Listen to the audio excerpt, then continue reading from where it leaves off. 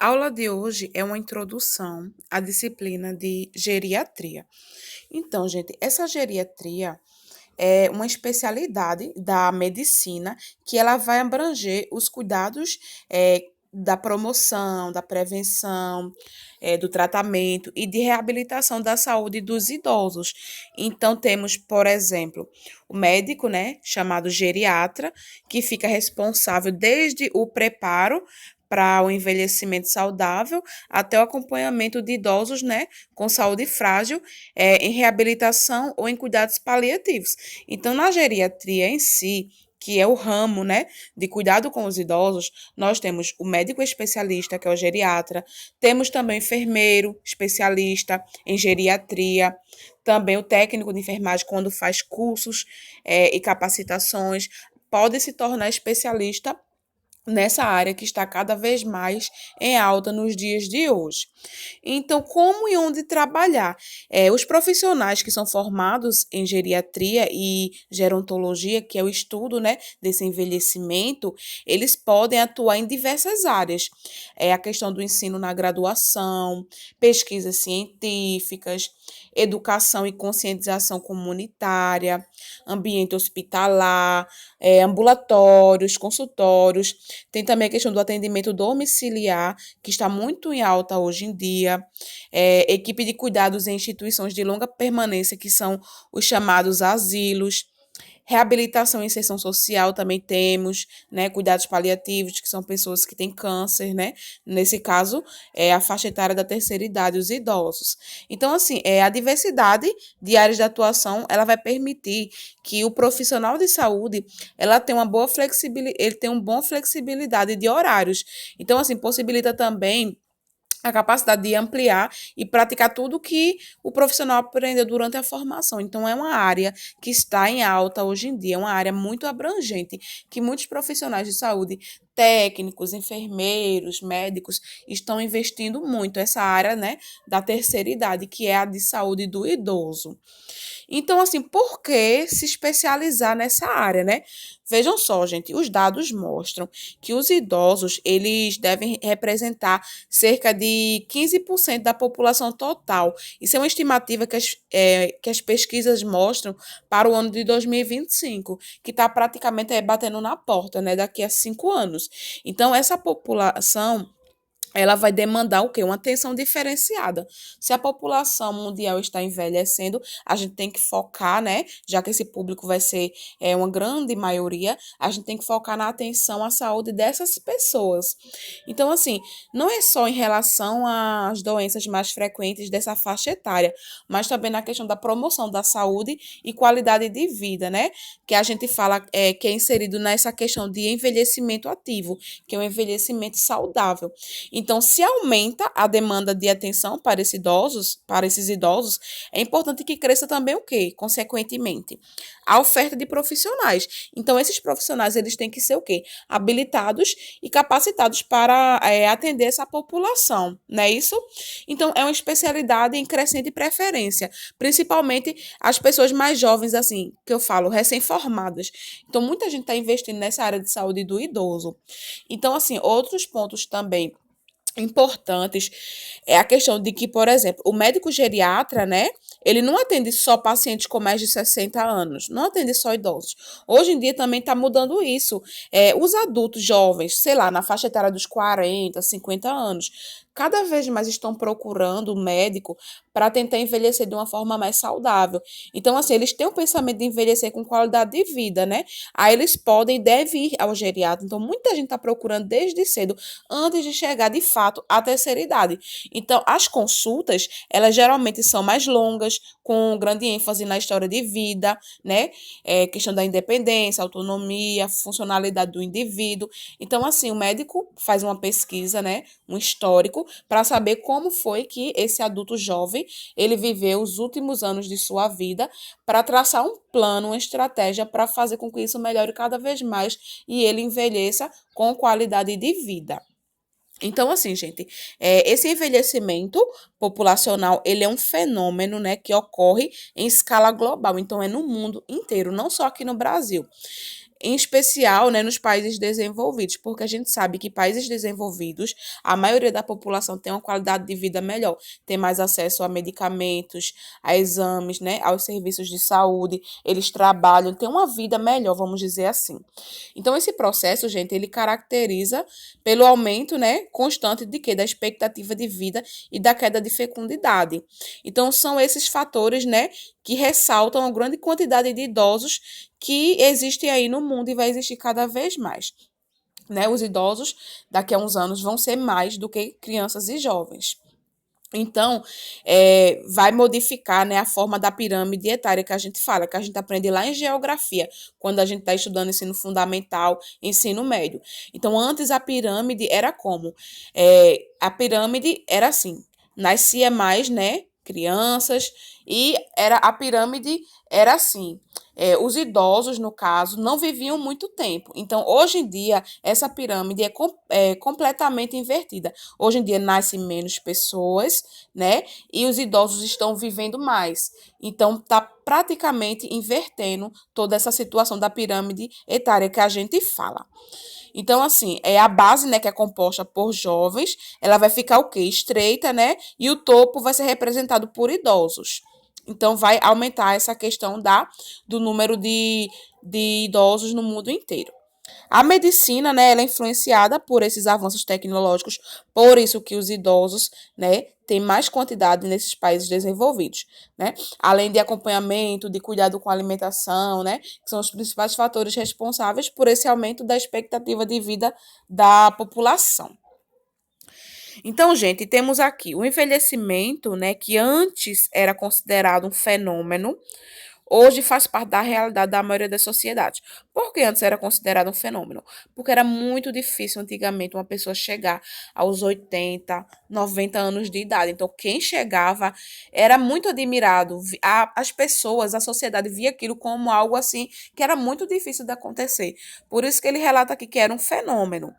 Então, gente, o mundo está envelhecendo. A gente vê aí devido às tecnologias, a qualidade de vida, né, que agora é muito diferente de muitos anos atrás. Tanto isso é verdade que estima-se para o ano 2050 que exista cerca de 2 bilhões de pessoas com 60 anos e mais no mundo. A maioria delas vivendo em países em desenvolvimento.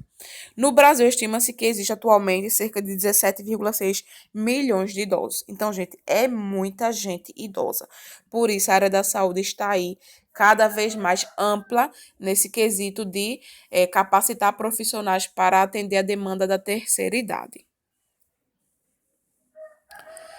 Então, o envelhecimento populacional, ele é uma resposta à mudança de indicadores de saúde. Como assim?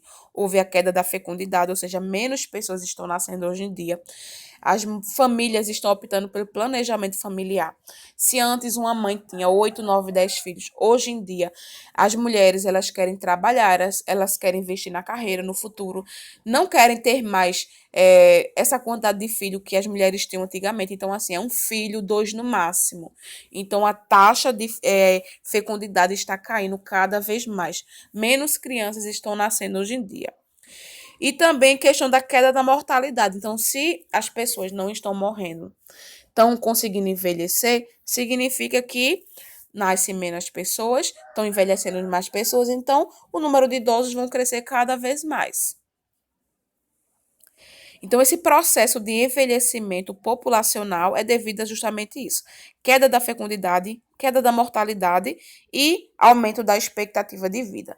As pessoas não estão morrendo muito hoje em dia, justamente porque temos aí um sistema, né, que oferece a gente medicamentos, tecnologia para se fazer diagnóstico de doenças, né, que podem ser fatais. Então, assim, gente, temos um mercado aí amplo, né, de tudo que vocês possam imaginar da área da saúde, que vai fazer com que a gente se cuide e evite doenças, mortes, tudo isso.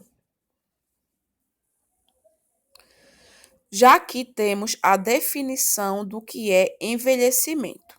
Então, segundo a OPAS, que é a Organização Pan-Americana de Saúde, o que é o envelhecimento? É um processo sequencial individual, acumulativo e reversível universal não patológico de deterioração de um organismo maduro próprio a todos os membros de uma espécie, de maneira que o tempo o torne menos capaz de fazer frente ao estresse do meio ambiente e, portanto, aumente sua possibilidade de morte. Então, gente, envelhecer é algo que todo mundo vai passar por esse processo, claro, se não morrer antes disso.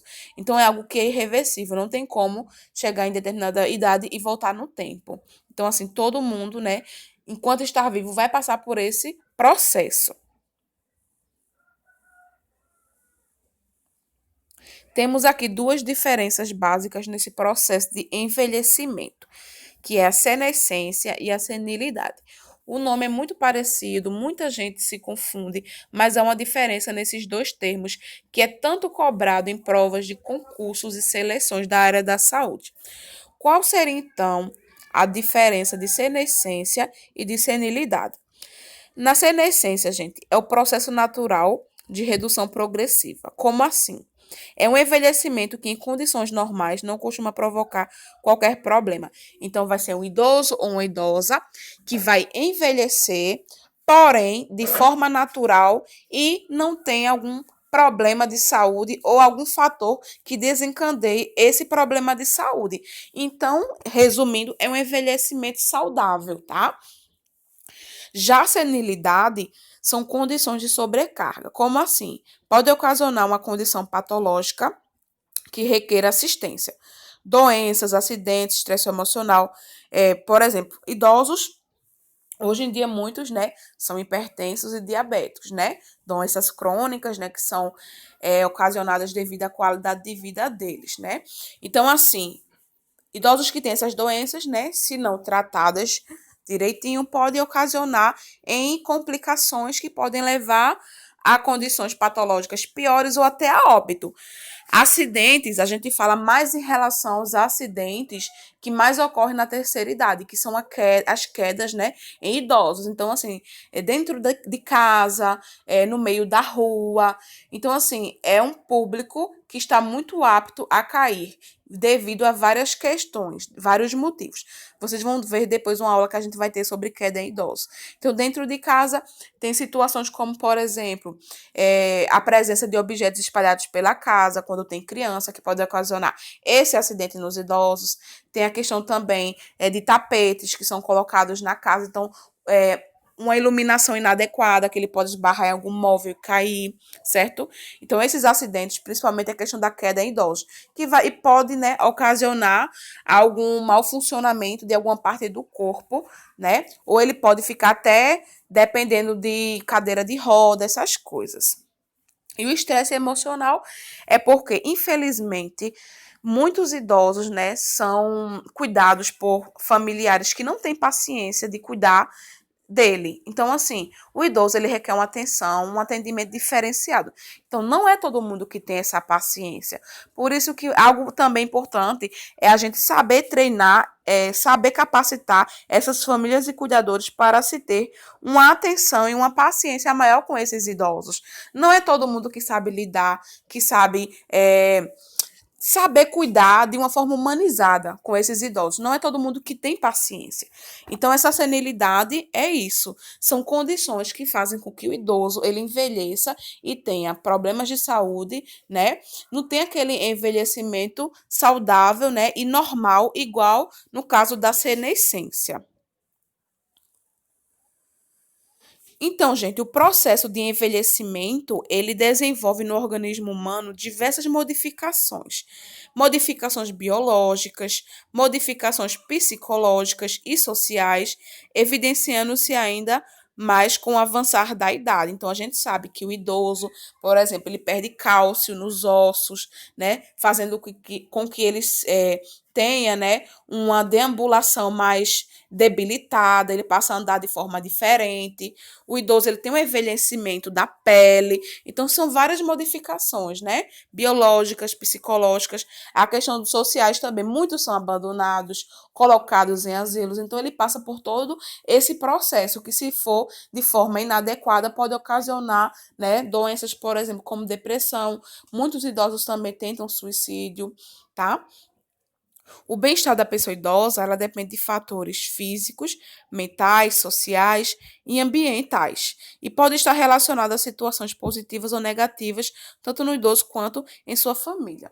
Então, gente, a gente tem que entender que o idoso, ele é uma pessoa que ele não tem mais o vigor e ele não tem mais aquela vida de antes, quando ele era jovem. Então, ele passa por vários processos e a gente tem que entender e saber lidar com isso.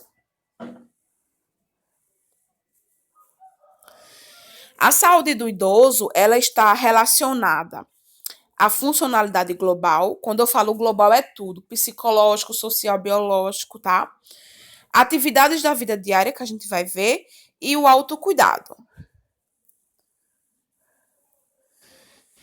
Tudo isso aqui que vocês estão vendo nesses quadrados são as atividades de vida diária, que está relacionada ao autocuidado, né, do idoso, que no caso de limitação de desempenho, normalmente requer a presença de um cuidador para auxiliar a pessoa idosa, né?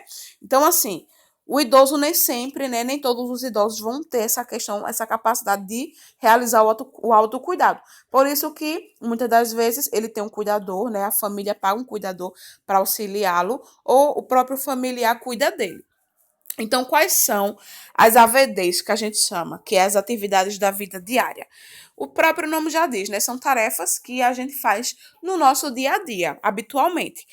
Então, se alimentar, deambular, né? Para quem não sabe ainda o que é deambular, significa andar.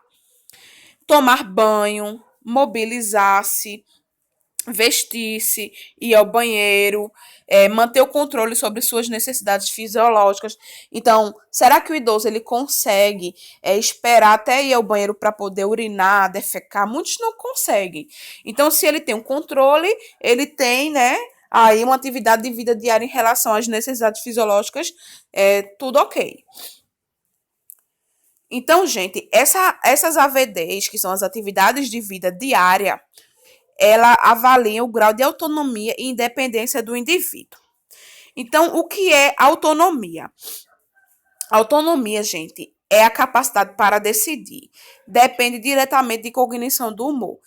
Diferentemente de independência. Cuidado para não confundir autonomia e independência. A independência vai significar execução. Depende diretamente de mobilidade e comunicação. Como assim?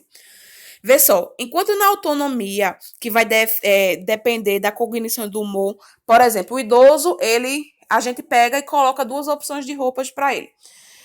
Uma bermuda e uma calça. E diz assim, vamos ao parque passear.